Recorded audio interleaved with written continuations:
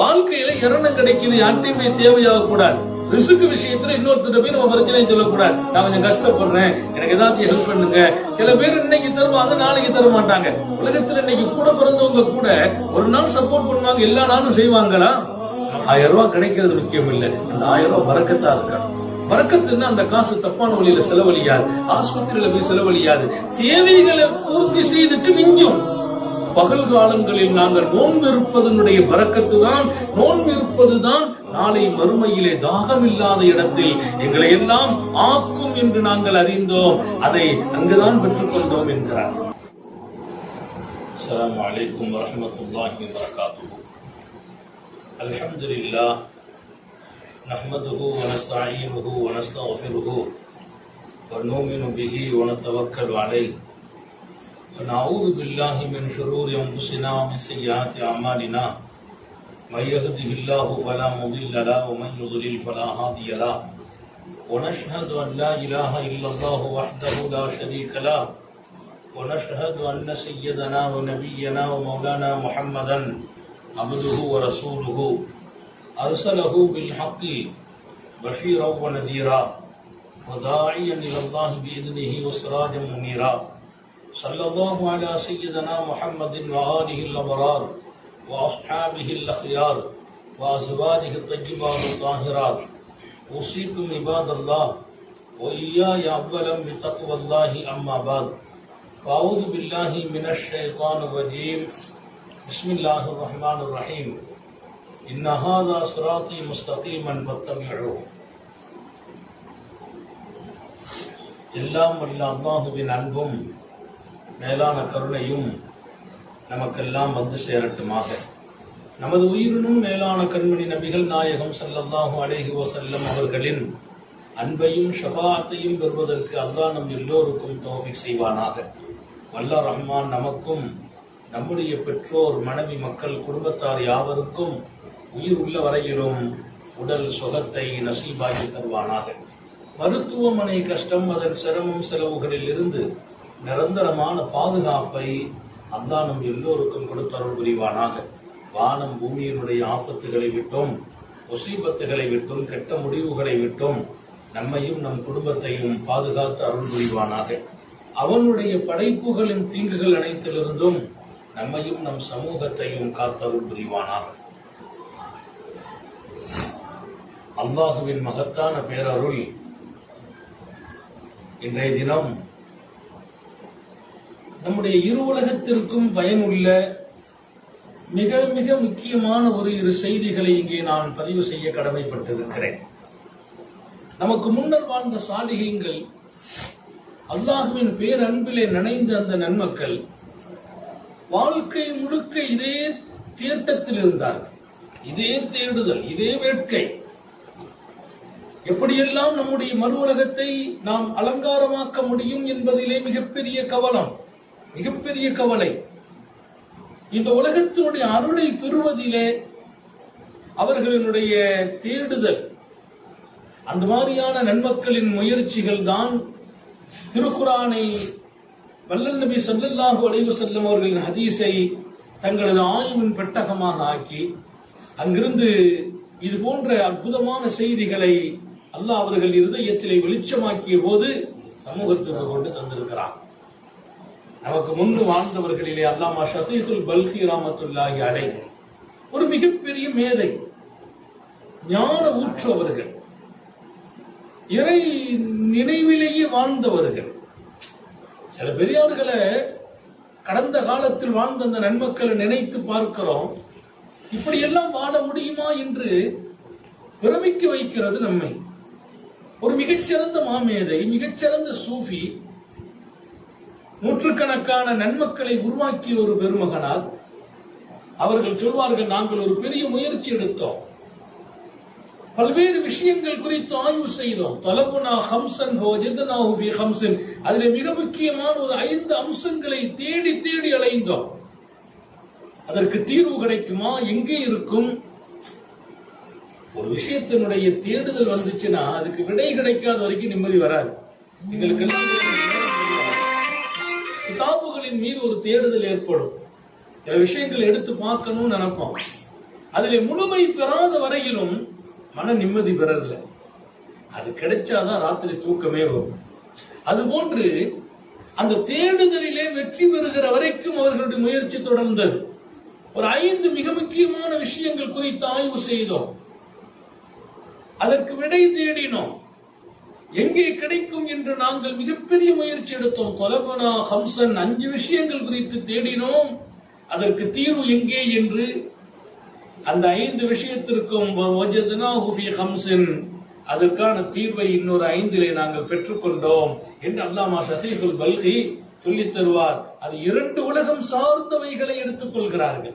அந்த 2 உலகத்தினுடைய விமோச்சனத்திற்கான வழிகளை தேடி இருக்கிறார்கள். முதல்ல அவங்க அழகா சொன்னாங்க, நாங்கள் தொலபுன நூர் ஃபில் கபூர், கபூர் பிரகாசமா இருக்கணும்னு தேடணும். எப்படி போனா கபூர் பிரகாசமா இருக்கும், என்ன வாழ்க்கை வாழ்ந்தா கபூர் பிரகாசமா இருக்கும், எங்களுடைய மன்னரை ஒளிமயமாக இருக்கணும்னு தேடணும். மன்னரை ஒளிமயமாக்கணும் என்ன செய்யணும்? எவ்வளவு பெரிய ஆய்வு பாருங்க. இந்த உலகத்துல வாழ்ந்து கொண்டிருக்கிற போது எதற்கெல்லாமோ முயற்சி செய்கிறோம். நம்முடைய விசேஷமான வாழ்க்கைக்காக, நமது உயர்வான நிலைகளுக்காக, பொருளாதாரத்தின் மேன்மைக்காக உலகத்தில் இன்றைக்கு ஹலாலான நிறைய முயற்சிகள், நிறைய தேடுதல்கள். இன்னும் பல பேர் ஹராமான பல முயற்சிகளும் தேடுதல்களும். இதிலேயே பல பேர் காலத்தை அழித்துக் கொள்கிறார்கள். நியாயமான தேடுதலுக்காக காலம் செலவழிவது ஒன்றும் தவறில்லை. தவறான முயற்சிகளுக்காக பல பேர் காலத்தை அளிக்கிறார்கள். இங்கே அந்த பெருமகனார் சொல்வார், நாங்கள் தேடினோம். 2 உலகத்தினுடைய நலன் குறித்து, 2 உலகத்தின் விமோச்சனம் குறித்து கவலைப்படுறாங்க. நாங்கள் தேடினோம் எதை? அந்நூர ஃபில் கபூர், கபூர் பிரகாசமா இருக்கணும். நம்ம மண்ணறையில போய் அகப்படக்கூடாது, அதாபுல மாட்டிக்கூடாது. கபூர் வெளிச்சமா இருக்கணும்னு சொன்னா கபூர்ல லைட்டு போடுறது இல்லை.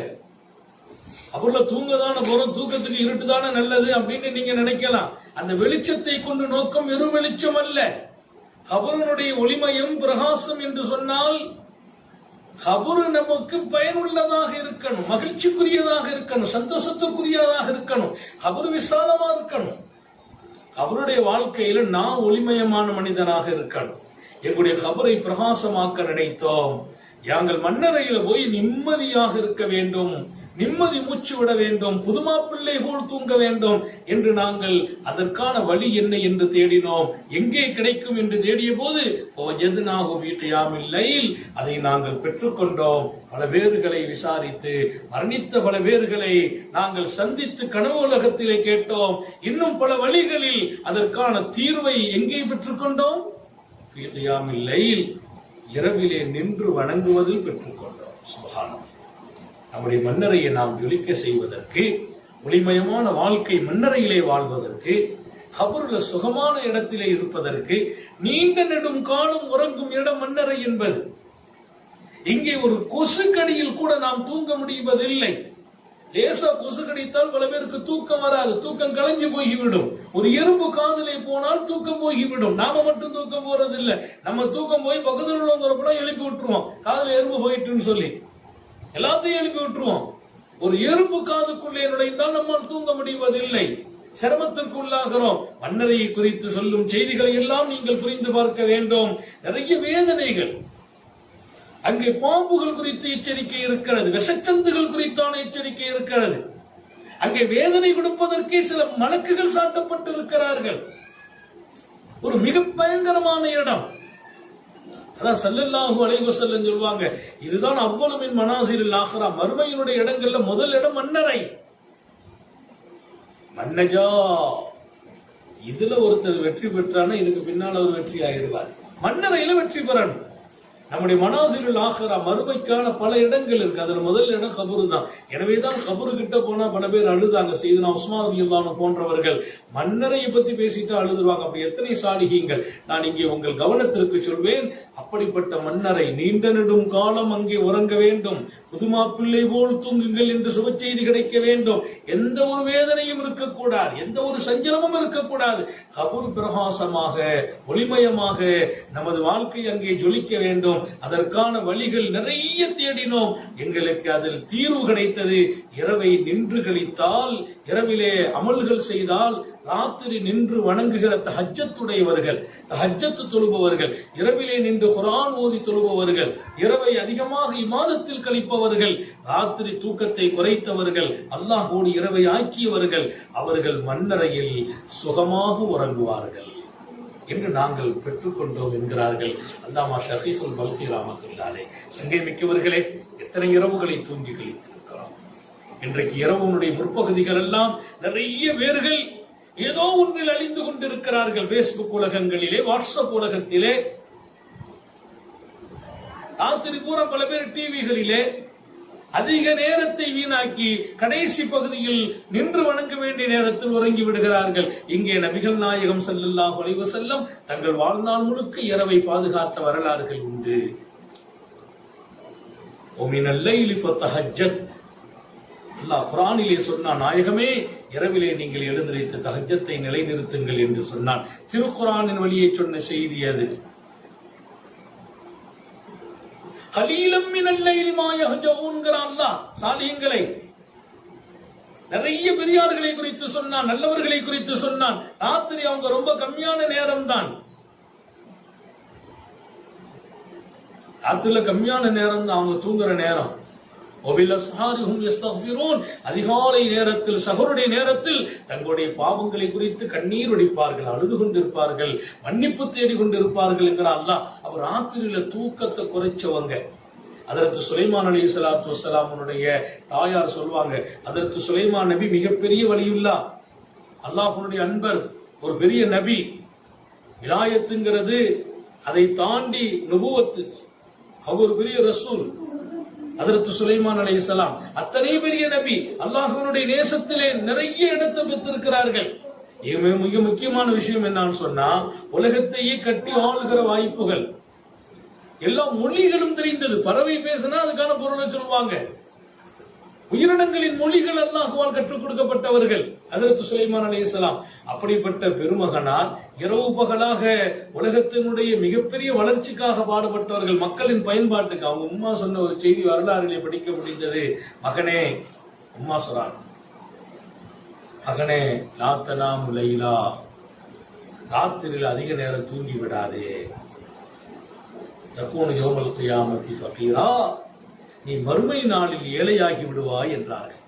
மிகப்பெரிய செல்வந்தர் சுலைமான் அலைஹிஸ்ஸலாம், செல்வ குவியல்களை வைத்திருந்தவர்கள், உலகத்தையே கட்டி ஆழ்ந்தவர்கள். அவங்க சொன்னாங்க, இங்கே நீ இரவை தூக்கத்தில் கழிப்பாய் என்றால் தக்கூனு யௌமல் கியாமத்தி ஃபகீரா, நீ மறுமையில் ஏழையாகி விடுவாய். மறுமையில ஏழ்மனா என்ன, மறுமையில கையில ஒண்ணும் இல்லாம போயிடும்பா, அந்த வாழ்க்கை கஷ்டமா போயிடக்கூடாது. ஒரு நபியை பெற்றெடுத்த அந்த தாய் சொன்ன அறிவுரை நமக்கு ஒரு பாடம். நம்முடைய மறுமைக்கான தயாரிப்பில் முதல் அதை வெளிப்படுத்தி காட்டும் இடம் மண்ணறை. மண்ணறை சுகமாகவும் சொகுசாகவும் இருப்பதற்கு நம்முடைய இரவு நேரம் பாதுகாக்கப்படணும். இரவுல கொஞ்சம் தூங்குறோம், கொஞ்ச நேரம் எழுந்திருச்சு ஹயாத்தாக்கணும். அப்ப கியாமுல் லைல், இரவுல நின்று தொழுதல் என்பது ரமலானுக்கு மட்டும் சொந்தமானது இல்ல, ஹயாத்து பூரா இருக்கணும். வளமையா தஹஜ்ஜத்தை நசீபாக்கணும். தஹஜ்ஜத்து தொழுக அல்லாஹ்வுடைய அன்பை தருகிறது, நோயிலிருந்து பாதுகாப்பு தருது. அதையெல்லாம் தாண்டி நம்முடைய கபரை பிரகாசமாக்குகிறது. நெடும் நாட்கள் போய் படுக்கிற அந்த இடம் சுகமாக நிம்மதியாக அமைகிறது என்பதை, அதைதான் நாங்கள் பெற்றுக்கொண்டோம்.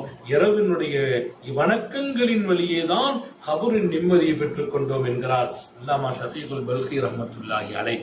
இரண்டாவது சொன்னாங்க, கியாமத்துல பல பேர் தாகத்துல கடந்து அவதிப்படுவார்கள்.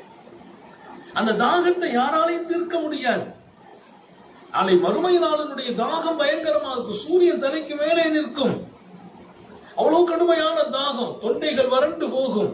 அந்த நேரத்தில் சில பேர் தாகப்பட மாட்டாங்க, சில பேருக்கு தாகம் வராதான், தாகம் இல்லாத இடத்துல உட்கார்ந்து இருப்பாங்க. சுப்ஹானல்லாஹ், அல்லாஹ் நம்ம எல்லாருக்கும் அந்த நசீபை தரணும். யாருக்கும் யாரும் ஹெல்ப் பண்ண முடியாது, உதவி புரிய முடியாத இடம். மறுமையிலே கியாமத்திலே கடுமையான தாகத்தில் பல பேர் அகப்பட்டுக் கொண்டிருக்கிற போது அங்க தாகம் இல்லாம இருப்பதற்கு என்ன செய்தா இருக்க முடியும், என்ன வாழ்க்கை இருக்குது அதற்கு என்று நாங்கள் தேடினோம் என்கிறார்கள். தலபுனர் ரைய யோமல் கியாமா, கியாமத்தில் தாகம் இல்லாமல் இருக்க வேண்டும். அங்கே தாகம் வந்தால் எப்படி நாம் தாங்க முடியும்? யார்கிட்ட போய் கேட்க முடியும்?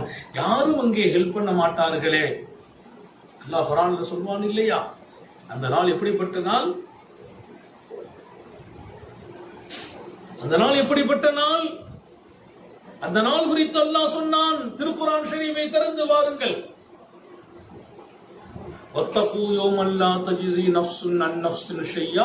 அந்த நாளை நீங்கள் பயந்து கொள்ளுங்கள். எந்த ஆன்மாவும் எந்த ஆன்மாவுக்கு எதையும் செய்திட முடியாதுங்கிறான். எந்த ஆன்மாவும் எந்த ஆன்மாவுடைய பிரச்சனையும் தீர்த்து வைக்க முடியாது. எந்த ஆன்மாவும் எந்த ஆன்மாவுக்கு எதையும் கொடுத்துட முடியாது. அவ எந்த ஆன்மா இன்னொரு ஆன்மாவுக்கு ஒரு ஹெல்ப் பண்ண முடியுமா? அப்படி ஒரு நாள். யௌம யஃபிர்ருல் மர்உ மின் அஃபீஹி வ உம்மிஹி வ அபீஹி வ ஸாஹிபத்திஹி வ பனீஹி. ஒவ்வொரு மனிதனும் தன்னுடைய மனைவியை கண்டு விரண்டோடுவான்கிறான் அல்லாஹ். நம்ம ஏதாவது நன்மையை கேட்டக்கூடாதுன்னு சொல்லி தன் சகோதரனை கண்டு ஓடுவான். அப்படி ஒரு நாள். எங்கே சகோதரனை கண்டால் சந்திச்சு நின்று பேசுவோம், மனைவியை கண்டால் ஆர்வப்படுவோம். ஆனா அங்க அப்படி இருக்காது. அவரவர் தன்னை தற்காத்துக் கொள்கிற, பாதுகாத்துக் கொள்கிற இடம். அந்த நாளில் யார்கிட்ட போய் ஹெல்ப் கேட்க முடியும்? அப்போ அங்க தாகம் வராம இருக்கணும், தாகத்து சிரமப்படக்கூடாது. அந்த தாகத்தை தணிப்பதற்கு, தாகமில்லாத இடத்தில் வாழ்வதற்கு வழியை தேடினோம். அதை பகல் காலங்களில் நோன்பு நோக்க வேண்டும் என்று புரிந்து கொண்டோம். பகல்ல நோன்பு நோக்கிறவங்க பல பேர் மறுமையில் அவங்களுக்கு தாகம் வர்றதில்லை. அல்லாஹ் நம்ம எல்லாருக்கும் தௌபீக் செய்வானா. எவ்வளவு பெரிய பாக்கியம். ரம்ஜான்ல மட்டும் நோன்பு வைக்கிறது இல்ல, ரம்ஜான் அல்லாத எத்தனையோ நஃபிலான நோன்புகள் இருக்கிறது. மாதத்திலே 13, 14, 15 நோன்புகளை பெரியார்கள் பிடிச்சிருக்கிறாங்க. வியாழன் வெள்ளிகளை பிடிக்கிறாங்க. அரபாத்துடைய நோன்பு இருக்கிறது, முஹர்ரமுடைய நோன்பு இருக்குது. இப்படி சில நோன்புகளை இடையில பிடிச்சுக்கிறோம் நம்முடைய உடல் ஒத்துழைக்கிற போது. குறிப்பா ரமதானுடைய நோன்புகள் என்னைக்கு விடுபடக்கூடாது. அப்ப ரமதானுடைய நோன்புகளில் மாத்திரம் இல்லாமல் அது கட்டாயம். இது நீங்களாக வாய்ப்பு கிடைக்கிற போதெல்லாம் நோன்பு நோற்றுக் கொண்டோம். ஏனென்றால் பகல் காலங்களில் நாங்கள் நோன்பு இருப்பதனுடைய பரக்கத்து தான், நோன்பு இருப்பதுதான் நாளை மறுமையிலே தாகம் இல்லாத இடத்தில் எங்களை எல்லாம் ஆக்கும் என்று நாங்கள் அறிந்தோம். அதை அங்குதான் பெற்றுக் கொண்டோம் என்கிறார். அப்ப மறுமையில தாகம் இல்லைன்னா எவ்வளவு பெரிய பாக்கியம். அத பகல்ல நோன்பு வைக்கிறதுலதான் அல்லாஹ் கொடுப்பான் என்று அதை தேடி விடை கிடைத்தது என்றார் அல்லாமா ஷஃபீகுல் பல்கி ரஹ்மத்துல்லாஹி அலைஹி. அடுத்து ஒரு முக்கியமான செய்தி சொல்றாங்க. வாழ்க்கையில இரணம் கிடைக்குது, யார்ட்டையுமே தேவையாக கூடாது. ரிஸ்க் விஷயத்துல இன்னொருத்தர் போய் நம்ம பிரச்சனையை சொல்லக்கூடாது. நான் கொஞ்சம் கஷ்டப்படுறேன், எனக்கு ஏதாச்சும் ஹெல்ப் பண்ணுங்க. சில பேர் இன்னைக்கு தருவாங்க, நாளைக்கு தர மாட்டாங்க. உலகத்துல இன்னைக்கு கூட பிறந்தவங்க கூட ஒரு நாள் சப்போர்ட் பண்ணுவாங்க, எல்லா நாளும் செய்வாங்களா? நம்மளுடைய கஷ்டத்தை நஷ்டத்தை தெரிஞ்சுக்கிட்டாங்களா அல்லது நம்ம கேட்டுக்கிட்டோம்னா என்னைக்காவது ஒரு நாளைக்கு உதவி செய்வாங்க. எப்போதுமே நம்ம கஷ்டத்தை போய் சொன்னோம்னா அவங்களும் கூட வெக்ஸ் ஆயிடுவாங்க, ஒதுங்கிடுவாங்க. நீங்க நல்லா புரிஞ்சுக்கிடணும். ரிஸ்க் அல்லாஹ் தரணும், அதுல பரக்கத்தையும் தரணும்.